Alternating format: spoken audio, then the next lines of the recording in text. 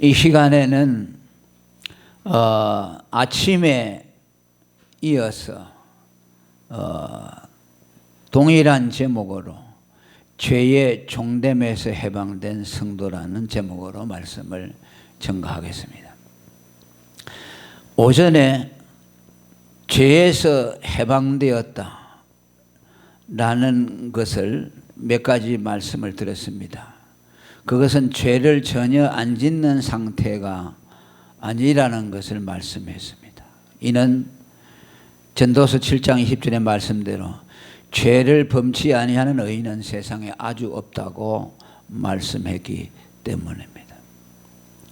성도가 허물 지고 또 잘못을 하는 것은 죄의 종에서 해방되지 못해서가 아니라 그 안에 있는 육신의 그 사람 때문에 그 육신의 연약함으로 죄를 범한다고 말씀을 했습니다. 그것은 사도 바울의 고민과 갈등을 예로 들면서 설명을 했습니다. 고린도후서 4장 16절에 우리의 속사람은 강건하지만 그 사람은 후패했기 때문에 늘 우리들로 하여금 부패가 나타나도록 한다고 말씀했습니다. 그리고 고린도후서 4장 7절의 말씀대로 이 보배를 질그릇에 가졌다고 했는데 우리가 우리 육신의 약함 때문에 우리 안에 있는 보배까지도 무시해서는 안 된다라는 것을 말씀을 드렸습니다. 그리고 하나님이 우리에게 그 사람의 후패성을 남겨주신 것은 언제나 우리가 죄인됨을 자각하고 그리스도만 의지하도록 하기 위해서라고 했습니다.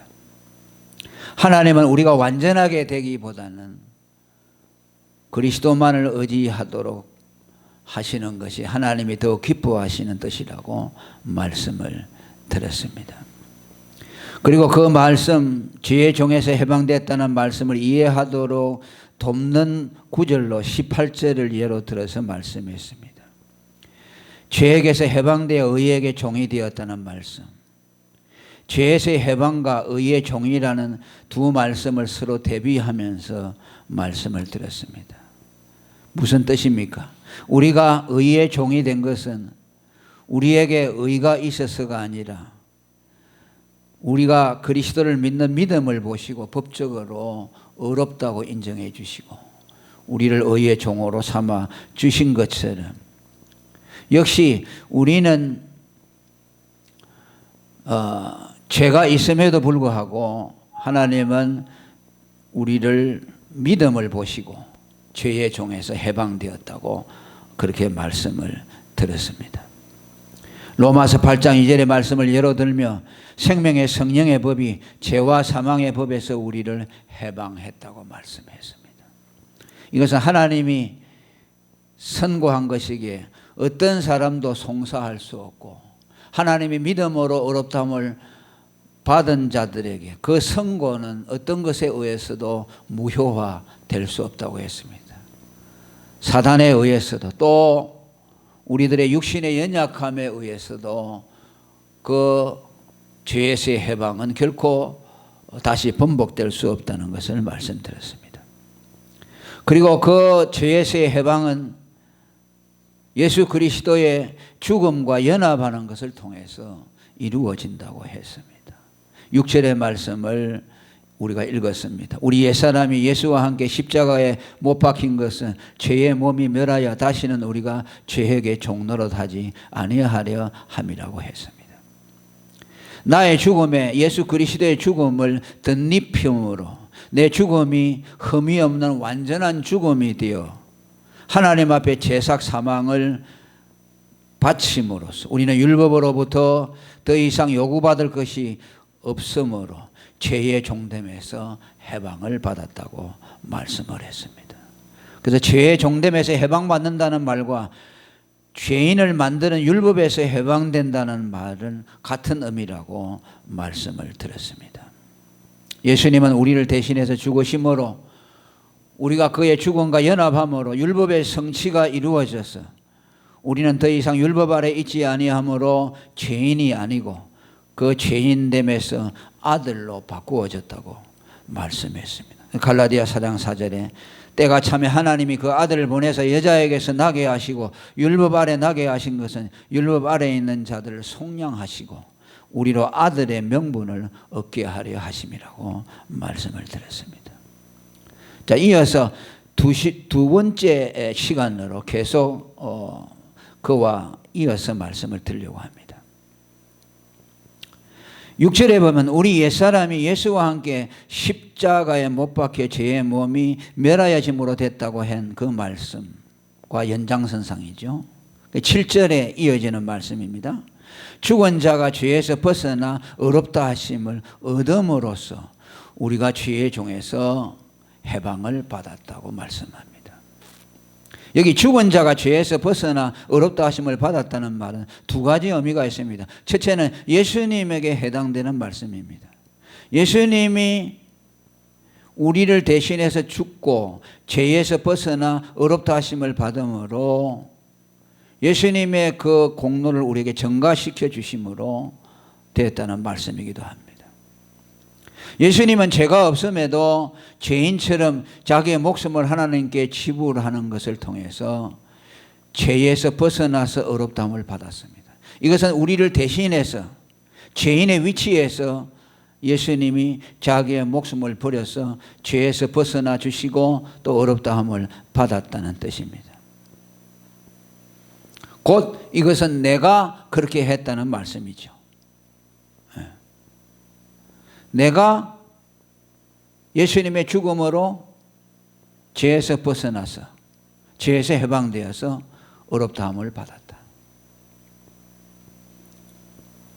나와 예수님의 죽음이 연합되었기 때문에 예수님의 죽음이 나의 죽음이기 때문에 예수님에게 일어난 일들이 나의 일이 되는 것이죠.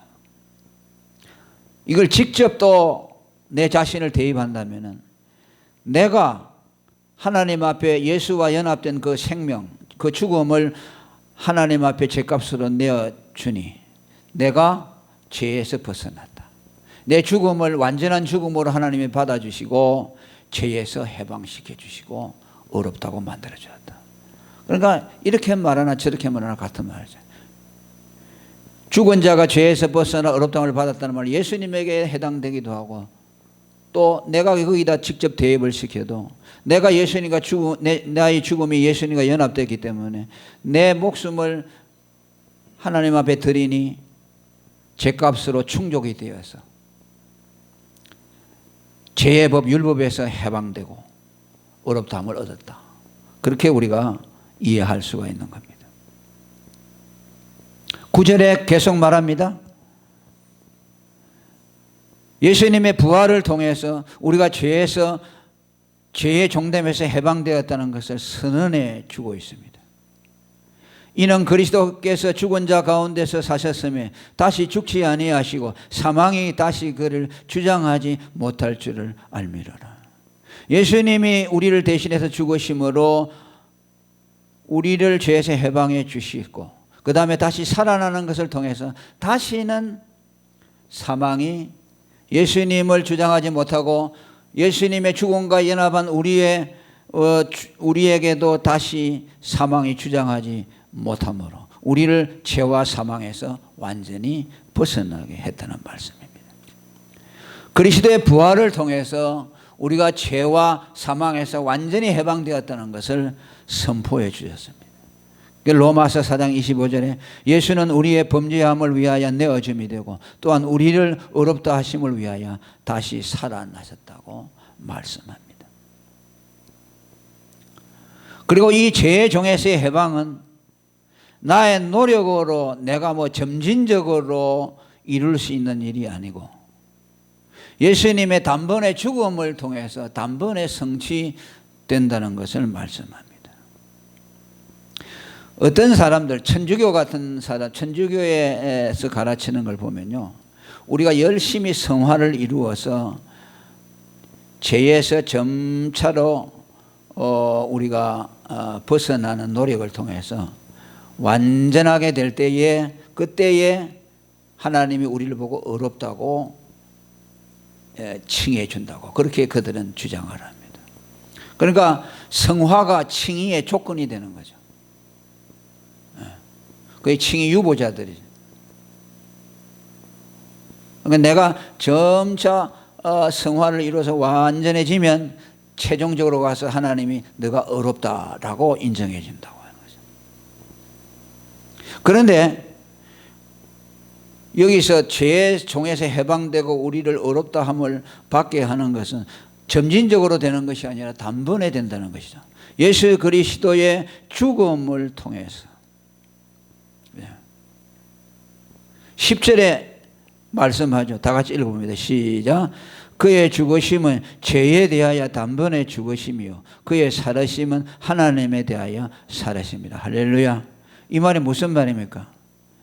그가 한 번 죽음으로 죄에 대해서 단번에 죽어서 단번에 죄를 다 청산해버리고 죄의 종에서 우리를 해방시켰다.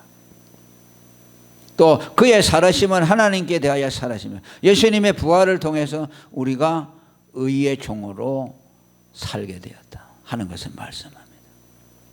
그래서 그의 죽으심, 단번에 죽으신 대속의 죽음을 우리가 받아들여 그의 죽음과 연합하면 단번에 죄의 종에서 해방된다는 말씀이죠. 내가 뭐 노력을 해가지고 점차로 해방되는 것이 아니죠. 제가 여러 번 설교했습니다마는 우리가 죄에서 벗어나서 어렵다함을 받는 것은 사면을 받는 것과 똑같습니다. 자, 대통령이 특별 사면을 해주면은 굉장히 중한 죄인이 예를 들면 사형 언도를 받은 사람까지도 그 사형을 면할 수가 있어요. 그러면 그거 왜 그렇습니까? 그 사람이 죄가 없기 때문에 그렇습니까? 아니죠. 죄는 여전히 있지만 대통령이 그 사람을 그냥 그렇게 해주는 거죠.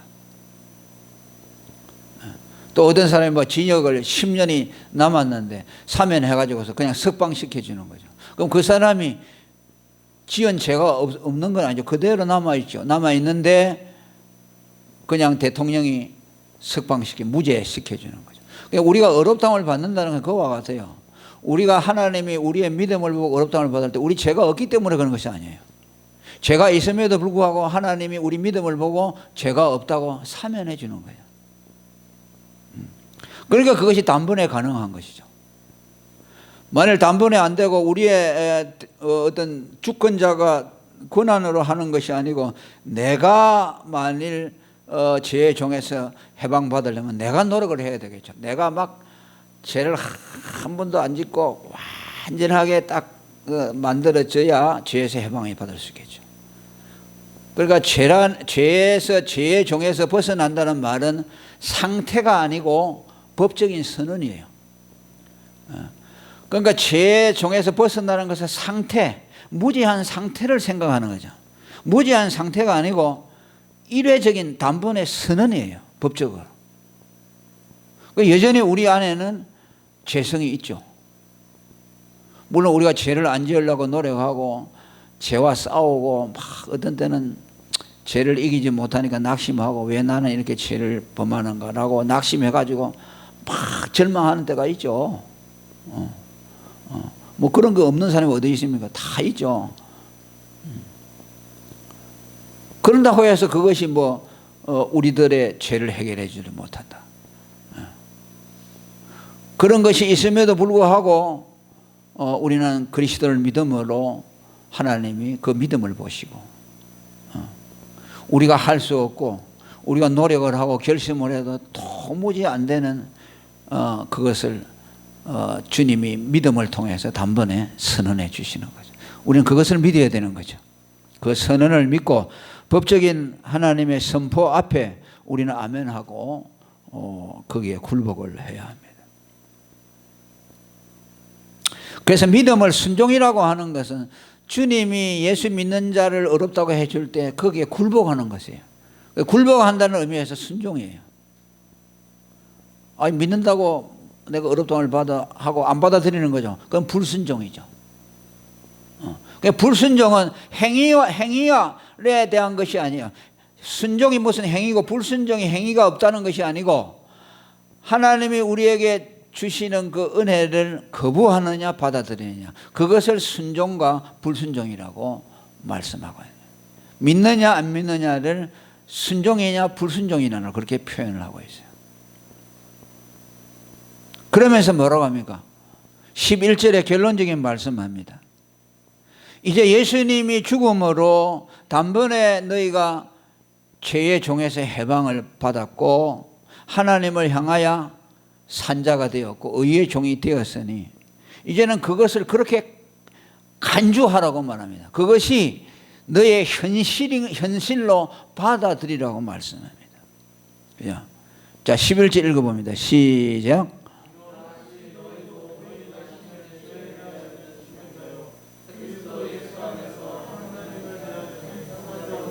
할렐루야. 죄에 대해서는 죽은 자로 여길지어다라는 말은 그걸 그대로 간주하라는 말이죠. 믿고 그대로 됐다고 간주하여 여겨야 된다. 너희가 지금 현실적으로는 아직 죄성이 남아가지고 너희를 괴롭히고 하나님에 대한 거역하는 마음이 불쑥불쑥 나타날 때 그걸 보고서 나는 죄의 종에서 벗어나지 못했다 그렇게 생각하지 말고 그런 경우에 또 너희가 예수의 죽음과 너희 죽음이 연합되어서 너희가 죽었고 그래서 죄에서 해방됐다는 것을 네 현실은 그렇지 못할지라도 현실로 그걸 간주하라는 말씀입니다. 그게 믿음이죠. 우리가 하나님을 보지 못하지만 본 것처럼 믿는다고 말하죠. 그와 똑같은 거죠. 우리의 몸은 아직도 죄의 연약함에 쌓여 있음에도 불구하고 죄의 종이 아니라고 받아들이는 거죠. 하나님이 보이지 않지만 보이는 것처럼 받아들여야 된다. 이게 믿음이에요. 믿음의 원리예요. 중요한 가르침이라고 할 수가 있어요. 그러니까 우리 육신의 연약함, 그 사람의 후패함, 자주 넘어짐 이런 것들 때문에 우리가 죄의 종에서 벗어났다고 하는 사실을 받아들이지 못하도록 할 때에 너는 죽었다. 예수님의 죽음과 연합해서 너는 옛사람이 죽어버렸으므로 너는 죄의 종에서 해방됐다. 그것을 가지고 뒤집어 씌워서 그것을 너의 현실로 받아들이라는 거죠. 그게 믿음이죠. 아주 중요한 말씀이라고 할 수 있어요. 그걸 받아들이는 사람이 믿음이 있는 사람이죠. 자기 현실만 보는 사람은 믿음이 없는 사람이죠. 자기 그 사람의 연약함만 보고 탄식하고 날마다 절망하는 사람은 하나님이 해 주신 일들을 거부하는 것이죠. 불순종이, 불신앙이죠. 우리는 그렇게 하지 말아야 합니다. 예수 그리스도의 죽음으로 말미암아 내게 이루어진 이 하나님의 놀라운 일, 이것을 내게 그대로 받아들이고 적용시키고 나를 바라볼 때도 나는 옛사람은 예수와 함께 십자가에 죽고 죄에 대해서 완전히 해방됐다. 그것을 여러분들이 입으로 고백하고 마음으로 믿고 그렇게 받아들여야 됩니다. 그러면 그게 그대로 되는 거죠. 의심하면은 될 수가 없죠. 의심하면은 여전히 그는 죄에게 묶여 있는 사람이죠. 죄의 종이라고 할 수가, 죄의 종에서 벗어났다고 할 수가 없는 사람입니다. 그래서 오늘 이 말씀은 예수님의 대속의 진리와 더불어서 우리의 믿음이 요구된다. 예수님의 대속만 가지고 안 되고 그것을 받아들여야 된다. 그것을 사실로 내게 이루어진 것으로 믿어야 한다. 그럴 때 이 복음이 나의 것이 된다 하는 것을 우리가 기억하시기를 바랍니다. 통성어로 기도하겠습니다.